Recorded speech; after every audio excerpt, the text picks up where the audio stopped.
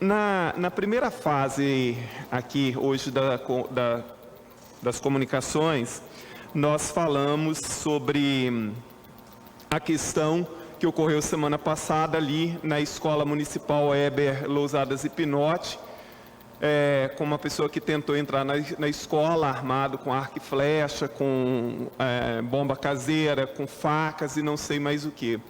E falamos, então, anteriormente, da necessidade do reforço da segurança nas escolas e o quanto é fundamental a gente pensar em equipes multidisciplinares para apoiar as escolas.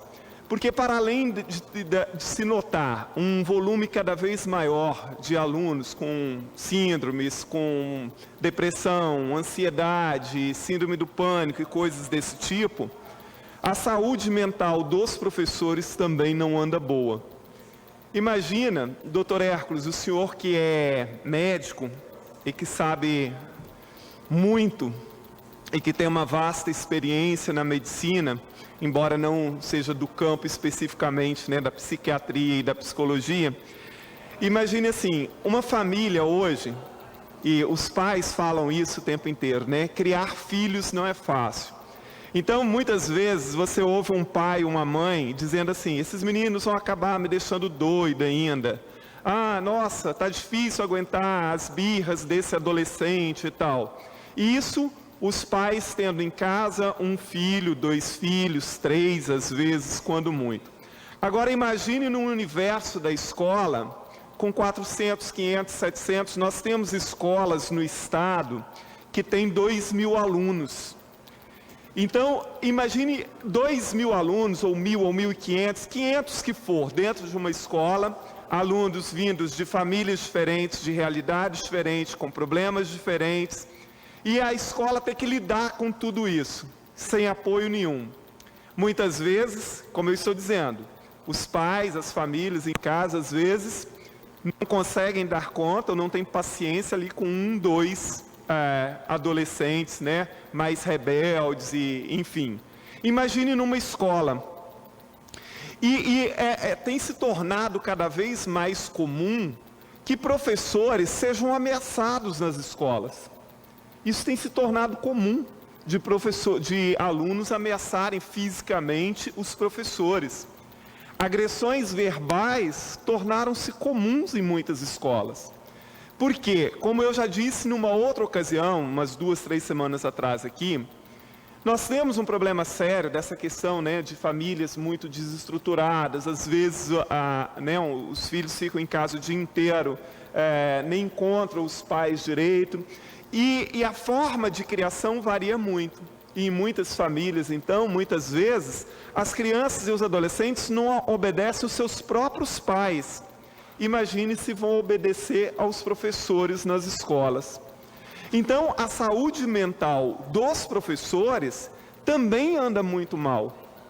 Você tem um número cada vez maior de professores também com síndrome de pânico. A gente tem um número cada vez maior de professores com depressão, de professores com ansiedade, de professores adoecendo em função dessa problemática toda que existe dentro da escola e sem o apoio de uma política pública adequada para apoiar as escolas nesses casos, sobretudo nesses casos mais graves. E como eu já disse aqui, somado a isso, tem aumentado consideravelmente nas redes, e aí eu me refiro mais à rede estadual, o trabalho dos professores.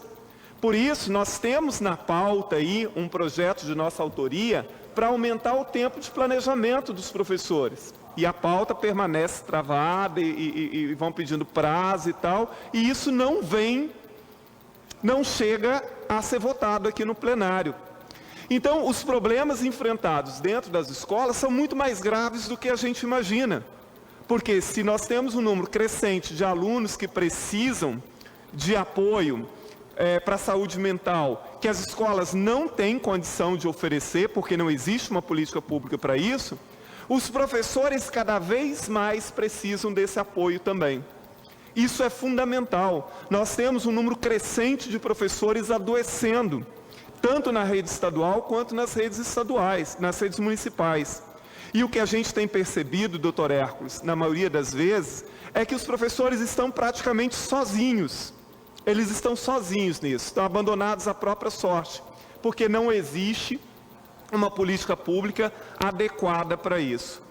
Então não há de se dizer, né, que a gente vai conseguir dar conta desses problemas deixando as escolas abandonadas do jeito que elas estão, porque nesse sentido estão abandonadas. Hoje eu vi já no jornal dizendo assim, a Prefeitura de Vitória, em função do que aconteceu na escola Ebers e Pinotti na sexta-feira, que a Prefeitura vai instalar o botão de pânico em todas as escolas.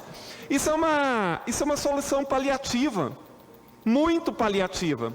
É uma resposta para a sociedade, porque passa uma ideia, né, de um aumento considerável da segurança, mas cadê o anúncio da política pública para amparar as escolas na questão da saúde mental? Não tem ocorrido, não tem ocorrido.